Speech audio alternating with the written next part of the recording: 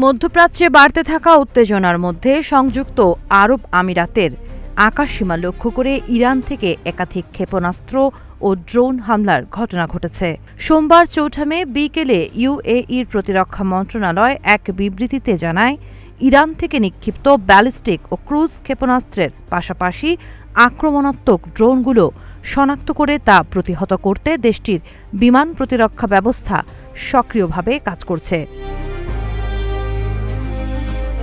বিবৃতিতে আরও বলা হয়, সম্ভাব্য ক্ষয়ক্ষতি এড়াতে প্রতিরক্ষা ইউনিটগুলো দ্রুত প্রতিক্রিয়া দেখিয়েছে এবং অধিকাংশ আকাশীয় হুমকি সফলভাবে প্রতিহত করা হয়েছে। জীবন অবাক না করলে কে করবে? 28% মিল্ক ফ্যাটের অবাক করার সাথে ফ্রেশ মিল্ক পাউডার। জীবন অবাক করুক প্রতিদিন। তবে হামলার একটি অংশ ফুজাইরা আমিরাতে আঘাত হানে। স্থানীয় প্রশাসনের তথ্য অনুযায়ী একটি ড্রোন তেলের স্থাপনায় আঘাত করলে সেখানে অগ্নিকাণ্ডের সূত্রপাত হয়। ফুজাইরা মিডিয়া অফিস জানিয়েছে, আগুন নিয়ন্ত্রণে আনতে দ্রুত সিভিল ডিফেন্স ও ফায়ার সার্ভিসের একাধিক ইউনিট মোতায়েন করা হয়। জরুরি সেবা কর্মীদের তাৎক্ষণিক পদক্ষেপে পরিস্থিতি নিয়ন্ত্রণে আসে এবং বড় ধরনের ক্ষয়ক্ষতি এড়ানো সম্ভব হয়েছে।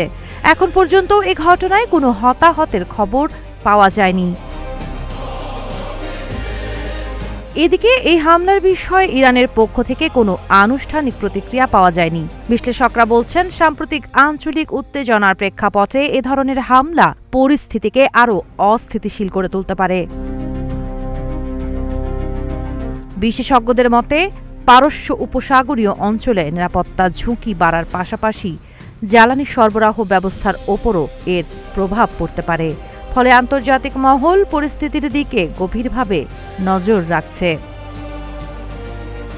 সাবা খান, নাগরিক প্রতিদিন।